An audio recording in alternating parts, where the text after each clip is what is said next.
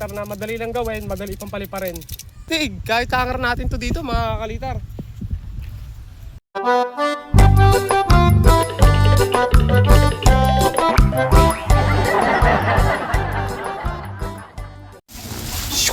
So ayun, welcome back guys dito sa aking vlog.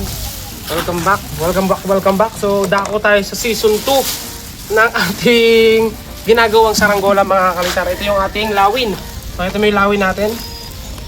Ayan, yan yung ginawa nating lawin mga kalitar. At ngayon naman, dadako tayo sa pagpapabalat. So ito na lang yung gagamitin natin, manipis. Kasi mas bagay sa malambot mga kalitar na saranggola yung manipis na pabalat. Kaya manipis yung gagawin natin. Medyo alangan tayo guys magpabalat dito sa labas kasi hindi pwede sa loob kasi may linoleum mga kalitar. Pag may linoleum, mabubutas kapag kinat natin doon. Kaya dito tayo sa labas mga kalitar. So kuhanin lang natin ito mga kalitar. Suka tayo dito. Gamit tayo mga ating mga gamit na wala kasi yung pangkat ko mga kalitar na maliit. Hindi ko na alam kung saan nagpunta. Kaya malaki yung gamit natin na pangkat. So kuha tayo ng pagdagaan.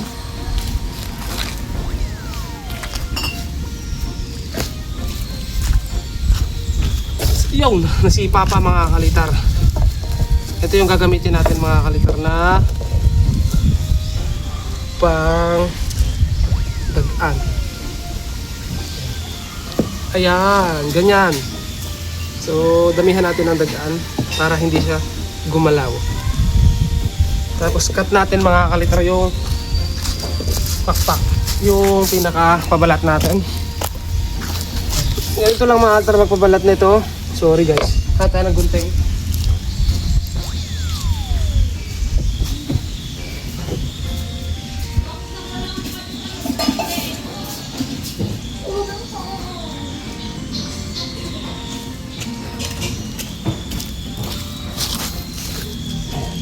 Hawak-hawak tayo. Hanap tayo guys na gunting. At ito, mahangin guys dito magpabalat. Mahihirapan tayo nito.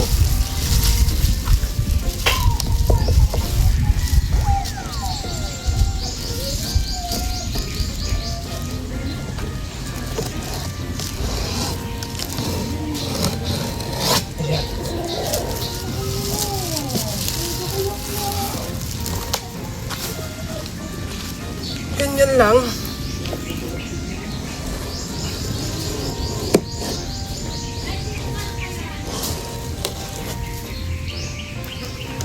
Tapos maliit kasi guys yung ano natin, yung pinaka plywood natin.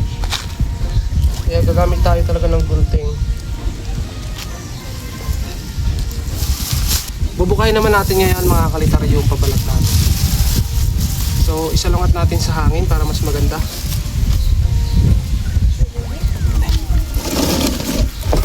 Yes pa.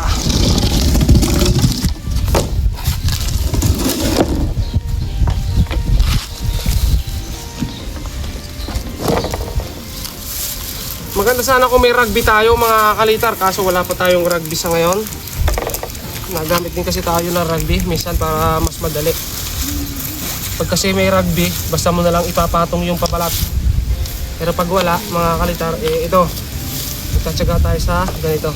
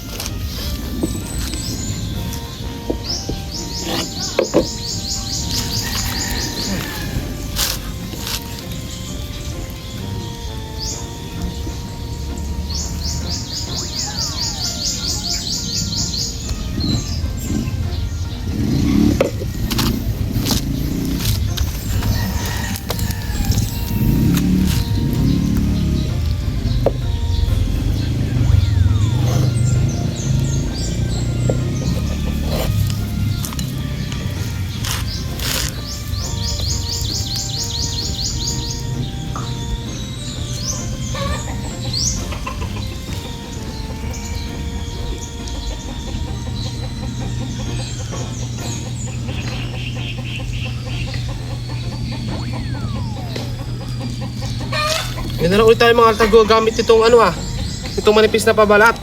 Puro makapal kasi yung ginagamit natin, pero dati mas saray na saray tayo gumamit ito. Itong mas manipis.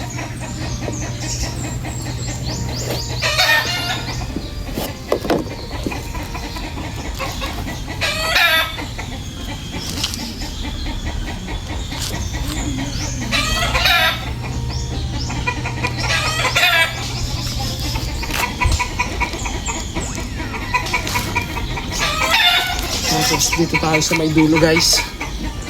Ayan. Huwag muna natin siyang totally apitin.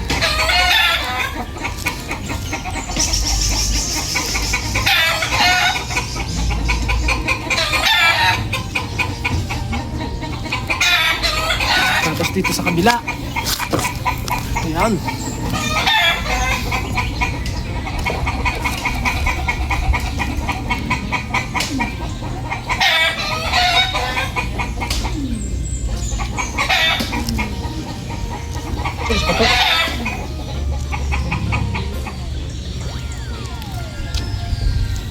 Na.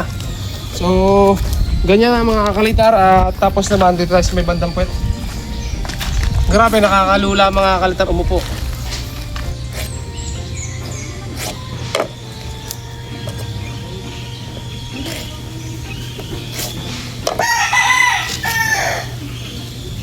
Sundan nyo lang mga kakalitar kung saan ako nag-umpisang mag-cut. Ganun lang yun. Para matukoy nyo kung paano magpabalat ng lawin kasi mahirap pag yung nagugusot. Saka alisin ko yung tsinelas ko guys, hindi talaga ako sanay na nakatsinelas pag nagpapabalat.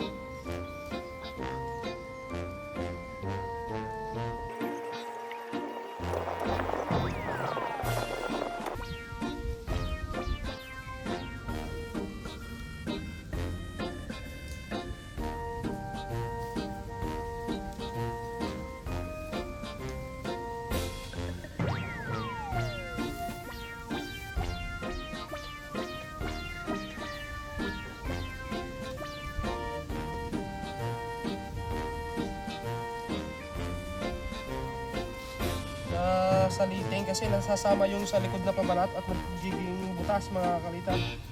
Kaya dapat dahan-dahan lang. Okay, buo na yung kabilang pakpak, may pabalat na. At ito naman.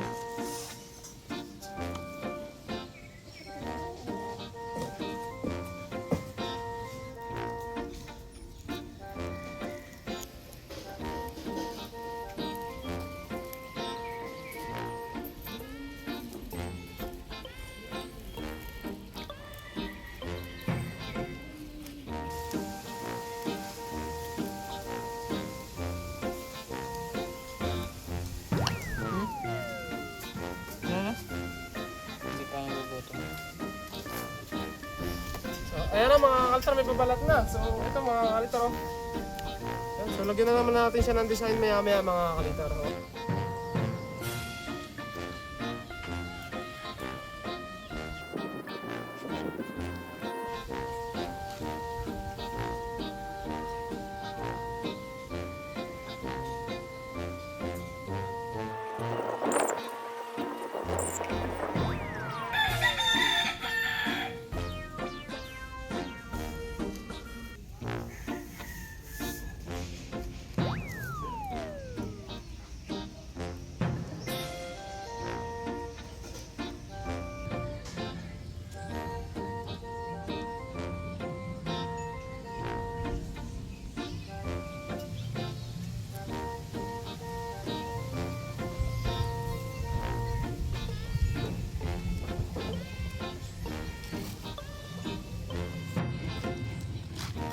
Naka-Jinjin pa yung isa kong tanse, yung puti.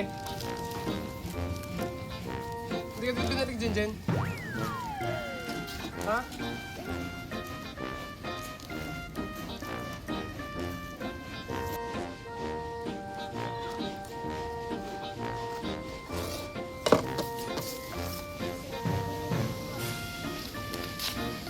Nakakas mo yan?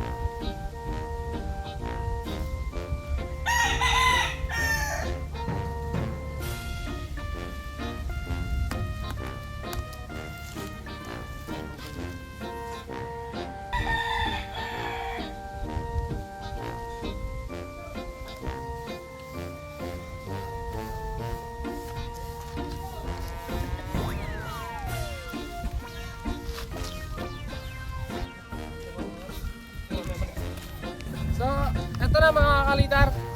Ayan, so good afternoon mga kalitar. Ito, testing na natin yung ating saranggolang ibon. Ayan. Grabe. Wala pa tayong sumbang nagawa mga kalitar, kaya testing natin siya na walang sumba. Pero alam ko di sumba to mga kalitar. Testing natin guys.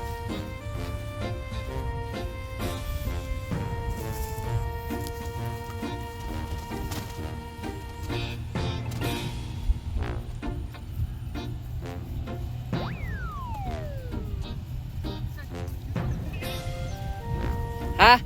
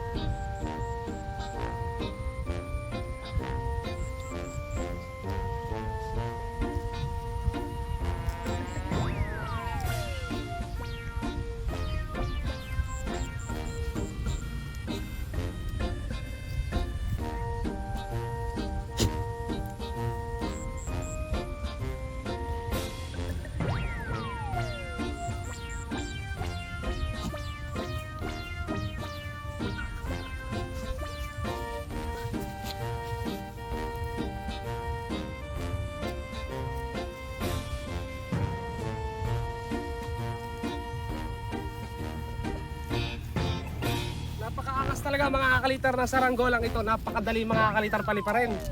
Talagang tama yung sabi ko sa inyo mga kakalitar na madali lang gawin, madali pang paliparin. Video mo. Ayun o. Ayun o. Oh, grabe.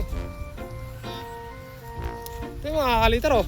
Oh, malaki pa yung tansi niya. Wala kasi yung tansi kong maliit eh. Astig! Kahit hangar natin to dito mga kalitar. Jacob, baka mapalipad ka? Oh. Ayun mga kalitar oh. Napaka-smooth lang. Pakadali pang paliparin. Ayan mga kalitar, terik na. Grabe naman yan, saranggolang yan mga kalitar oh. Para talaga siyang ibon sa taas oh. Lalo kung kulay itim yan mga kalitar. Oh. Pag nilagyan natin ng sumba yan mga kalitar, mas lalo na mas maganda. Nabaan pa natin. Dito dito. Malpad ka. Makikimangitim. Papalipad din lang sa malta pero masyado pang maagap. Kaya lang naman ako nag-test play mga kalitar kahit medyo mainit. Eh mas maliwanag, mas maganda yung video natin pag ano. Ayan. Gusto niya mga altar yung malakas ng hangin ah. Oh. Pero load yung tansi natin kasi medyo malaki. Napaka-astig. Sulo pa yan mga kalitar. Lalo kung iuupo natin yan. Wow.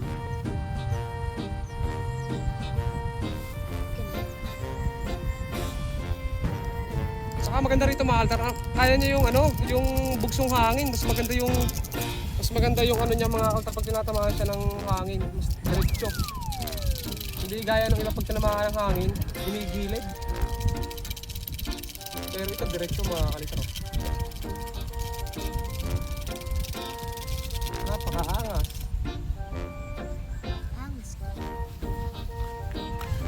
Nabako ko ng mga kalitar para mag-steady siya sa taas kasi medyo mababa pa. Pero pang maliit lang to mga kalitar na tansi.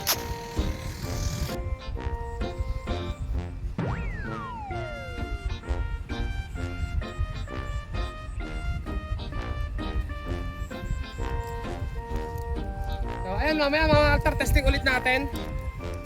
Testing ulit natin yan mga altar. Yung saranggol, pakita mo yung saranggola natin dito. Ayan. Yung lihod lang mga altar, sobrang laki kasi ng tansi kong ginamit, nylon. Elite lang ang saranggola natin. One click yan mga kalitar, santalang lang.